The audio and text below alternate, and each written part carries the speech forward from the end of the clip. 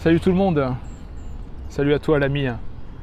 Il est 11h50 du matin, nous sommes le vendredi 11 octobre 2024 à Santa Monica. Je voulais commencer cette vidéo avec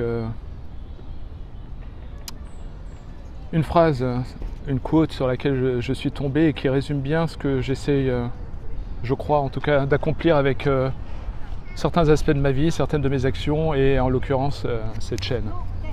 Alors, voici la phrase. Voilà l'objectif final.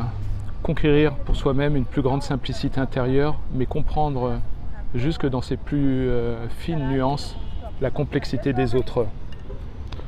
Donc c'est une phrase de E.T. Hillesum. Donc c'est exactement ça. Et aujourd'hui j'avais envie de partager un petit bout de mon journal intime. J'écris à peu près tous les jours. Et puis je me suis dit tiens, ce que mes réflexions du moment pourraient peut-être vous intéresser. Et voici ce que j'ai écrit ce matin. Il était 6h43 du matin. Alors je voulais continuer la réflexion ce matin. Et je me disais qu'il y a plusieurs étapes dans mon évolution. La première étape était de souffrir à cause de mon environnement et de croire que malgré l'amour que j'avais pour mes parents, ils me faisaient du mal. À l'époque, ma perception était qu'ils me faisaient du mal et je rêvais d'avoir une autre famille ou un autre environnement dans lequel je pourrais m'épanouir, être vu, et où mes idéaux pourraient grandir, mais surtout ne pas subir les traumatismes que j'ai vécus dans mon enfance. Cela m'a fait grandir avec un désespoir, un désir d'être vu et aimé. Et finalement, dans ma vie, j'ai grandi en essayant de faire plaisir aux autres sans avoir de substance en moi, avec la peur de prendre ma place et en m'empêchant de déployer mes ailes, car ce qui m'intéressait, c'était que l'autre m'aime et me serre dans les bras. Je ne voulais pas risquer de provoquer des insécurités chez l'autre. Alors je me suis limité et j'ai marché sur des œufs toute ma vie. Avec le temps, ce comportement de ce qu'on appelle en anglais le people pleaser a trouvé ses limites. Mes relations romantiques ont échoué. Mon rapport avec mes enfants a été extrêmement difficile au point où ils m'ont rejeté il y a 6 ans. Et je n'ai pas su être la colonne vertébrale de la famille, ni incarner une sorte d'autorité bienveillante ou d'assumer mon rôle. Et récemment, avec mes recherches spirituelles, je commence petit à petit à comprendre que dans la vie, lorsqu'on voit une montagne ou un lac, on aime la montagne et on aime le lac. Et le conflit est impossible, puisque ces éléments-là, a priori, n'ont pas d'ego. Par contre, nous n'arrivons pas à voir l'être humain comme faisant partie de la nature, car nous savons qu'il nous voit, nous regarde, nous juge, et cela conditionne nos relations. Alors, nous marchons sur des œufs, nous essayons de contrôler la perception de l'autre, et par conséquent, nous nous amoindrissons. Nous nous affaiblissons et nous nous empêchons de déployer nos ailes qui pourraient être utiles, finalement, aux autres. Et petit à petit, j'ai senti une progression dans ma perception. Au début, on grandit avec des ressentiments, pensant que l'autre nous a fait du mal et qu'il doit s'excuser, donc mes parents, mes ex. Mais en réalité, c'est le reflet de notre propre perception. L'autre n'a pas voulu nous faire du mal. Je crois que l'autre n'a pas voulu nous faire du mal. Il est simplement le produit de son environnement, de ses traumatismes de l'enfance. Et effectivement, de ses propres traumatismes ou handicaps émotionnels. Et notre perception transforme l'autre en source de nos malheurs. Et j'ai vu plusieurs étapes me concernant mon évolution. La première consistait à attendre que l'autre s'excuse et reconnaisse le mal qu'il nous a fait, sans chercher à le comprendre. Ensuite, il y a peut-être une phase de compréhension lorsque nous travaillons sur nous-mêmes pour améliorer notre perception. Et après cela, on apprend à accepter l'autre tel qu'il est, puis à reconnaître sa souffrance et éventuellement à nous excuser à notre tour. Enfin, nous réalisons que si d'autres personnes nous ont fait du mal inconsciemment, il est probable que nous aussi avons fait du mal inconsciemment. J'insère comme détail ici, c'est que l'une de mes plus grands objectifs dans cette vie a été d'être sûr d'éviter d'être le moins en inconscience possible. Ma plus grande peur, c'est de ne pas me rendre compte de mes actions ou de mes comportements et de faire du mal à l'autre.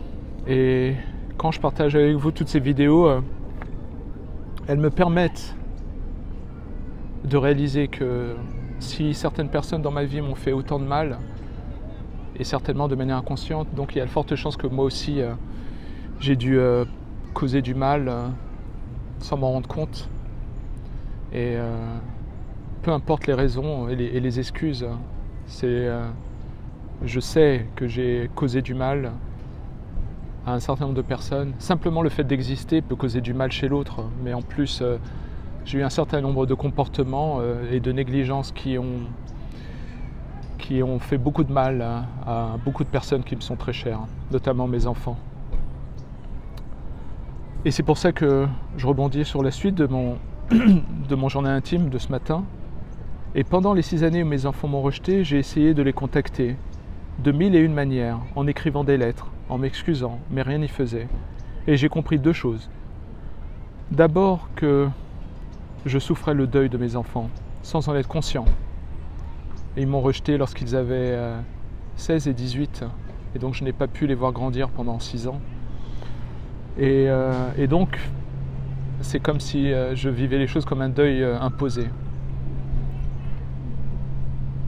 Encore une fois, je fais une petite parenthèse, je peux donner l'impression qu'avec cette chaîne, je parle beaucoup de ce que je ressens, tout ça, et j'essaie de faire attention, mais en fait, je suis de plus en plus attentif et conscient des émotions des autres. Et tout le travail que je fais n'est pas pour rechercher une forme d'empathie ou une compréhension de ma personne, c'est plutôt pour me permettre d'y voir clair et pouvoir mieux tenir en considération la souffrance des autres, notamment celle de mes enfants. Je ne cherche pas de bouc émissaire, je ne cherche pas d'excuses, j'assume l'être que je suis et je regrette mes dysfonctions du passé et je ne voudrais à aucun cas que cette chaîne ou certains de ces épisodes puissent donner l'impression que je cherche à blâmer le passé, les traumas, mon ex. J'essaye vraiment de tâtonner avec cette expérience YouTube et afin d'y voir plus clair et surtout mieux me connaître. Et voilà. Donc je reprends mon journal intime de ce matin. D'abord que je faisais le deuil de mes enfants sans en être conscient, et ensuite que ma douleur et mon désespoir s'exprimaient par le désir d'avoir l'illusion de pouvoir contrôler la situation et la relation. Je réalisais que toutes mes tentatives pour renouer avec mes enfants étaient en réalité des tentatives pour me sauver moi-même et pour combler un vide que je ressentais depuis mon propre rejet envers mon père. En gros, ce que j'ai essayé de communiquer ce matin dans mon journal intime, c'est que j'ai un désespoir d'essayer de réparer le passé avec certaines choses de la vie et ce désespoir a parfois pris le contrôle sur moi et je pensais que avec de l'explication, avec une constante connexion, envoyer des emails qui ont certainement été perçus comme du harcèlement ou de la violence de la part de mes enfants. Je pensais que j'allais pouvoir réussir à casser le cycle familial et je m'étais bien trompé puisque voilà, je pensais que en envoyant toute cette lettre d'amour et aussi d'autres emails explicatifs, ça allait peut-être convaincre mes enfants de manière rationnelle et j'ai eu tout faux. En fait, ce que j'ai compris, c'est que j'ai tellement souffert d'avoir été manipulé, d'avoir été conditionné à rejeter mon père, que quand il est mort, j'ai une grande souffrance et j'aurais tout donné pour que mon père me cherche à me contacter régulièrement, pour que je puisse avoir les informations que j'ai données à mes enfants. J'aurais bien voulu les avoir. Et d'une certaine manière, il y a une forme d'égoïsme de ma part, où en pensant pouvoir sauver mes enfants, indirectement, inconsciemment, j'essayais de sauver le Hatem qui a rejeté son père. Et Et donc tout ce travail, ces écueils me permettent de plus en plus de comprendre certains automatismes chez moi, et j'espère réussir à les combattre. Et aujourd'hui, donc je reprends mon journal intime de ce matin. Aujourd'hui, après beaucoup d'épreuves et de souffrances, je comprends que la vérité n'existe pas, que tout est affaire de perception, et que se connecter aux autres implique de reconnaître et de connaître leur perception. Et j'arrive à la conclusion qu'il faut aimer au-delà de nos perceptions et de nos souffrances, tout comme on aime un requin sans le juger méchant, mais simplement dangereux, comme on le fait avec la nature. On doit aborder les relations humaines sans en vouloir aux autres lorsqu'elles nous blessent. Peut-être qu'au fond, il n'y a rien à pardonner aux autres, il n'y a que l'amour à donner, et peut-être que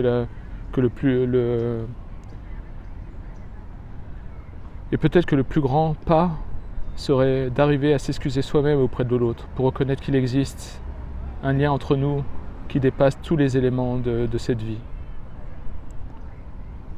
Voilà ma réflexion sur l'amour et l'interaction avec d'autres humains. Et donc, c'était mes réflexions ce matin, et je suis en pleine gratitude de pouvoir en parler sur YouTube, parce que j'ai l'impression que c'est une plateforme qui me permet de pouvoir communiquer des choses qui pourraient peut-être apparaître chiantes pour le commun des mortels. Et j'espère que toutes ces tentatives ne sont pas forcément le signe d'un égoïsme de ma part. Je tâtonne, j'hésite et je cherche. Je sais que j'y arriverai, mais voilà, donc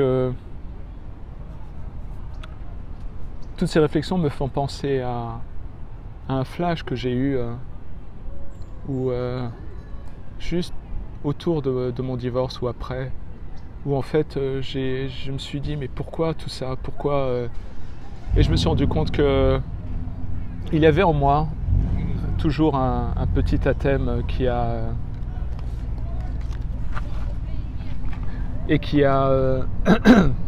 8 ans à peu près et qui souffre. Et j'avais cette image en moi du petit enfant qui conduit la voiture de nos vies. Et moi j'avais l'impression que j'avais laissé pendant trop longtemps le petit totem conduire la voiture de ma vie et être sur l'autoroute conduire. Et j'ai ressenti le besoin après énormément de souffrances, et aussi en tant que père, mes souffrances en grande partie étaient d'avoir vu les souffrances de mes enfants avant, pendant et après le divorce, et de n'avoir pas pu jouer mon rôle, et pire, d'avoir ajouté de la souffrance à la souffrance. Et donc je me suis rendu compte qu'il y avait en moi un petit totem de 8 ans qui souffrait et qui attendait qu'on le serre dans les bras, qu'on l'aime. Et donc dans ma tête, dans mon cœur, je me suis retourné vers lui, je l'ai installé sur le siège passager de la voiture de ma vie, et je lui ai dit t'inquiète pas, tout va bien maintenant, je m'occupe de tout, et je lui ai dit de regarder l'horizon ou le paysage. Et j'ai repris cette voiture, j'ai conduit en emmenant ma part d'enfance avec moi, en lui mettant la ceinture de sécurité, en prenant bien soin de cette part d'enfance. Et quand j'ai eu cette image, j'ai eu quelques larmes aux yeux, parce que je me suis dit, le plus tragique dans cette image, c'est pas que j'ai laissé ma part d'enfance conduire la voiture de ma vie. Le plus triste, c'est que cet enfant, ce petit totem de 5-8 ans, n'a jamais demandé à conduire cette voiture. Il n'a jamais voulu être dans cette place-là et conduire comme ça au milieu de l'autoroute. Donc voilà, quand je pense à lui, je pense aussi à ce qu'ont pu traverser mes enfants, et voilà, j'essaie tant bien que mal de trouver peut-être des solutions qui pourraient briser ce cycle infernal familial et intergénérationnel. Donc voilà, je vais essayer de faire des vidéos un peu plus courtes, donc je vais m'arrêter là. Je crois que c'est tout ce que j'avais à dire. C'est que En conclusion, je réalise que lorsqu'on arrive à avoir un certain discernement, après un certain nombre de souffrances, on peut commencer peut-être à voir que toutes les souffrances qu'on accumule sont peut-être vaines et futiles, et que peut-être on peut commencer à pardonner à l'autre, pas pour nous-mêmes, mais pour l'autre. Je crois vraiment que lorsqu'on a souffert à cause de certaines personnes et que ces souffrances persistent en nous, elles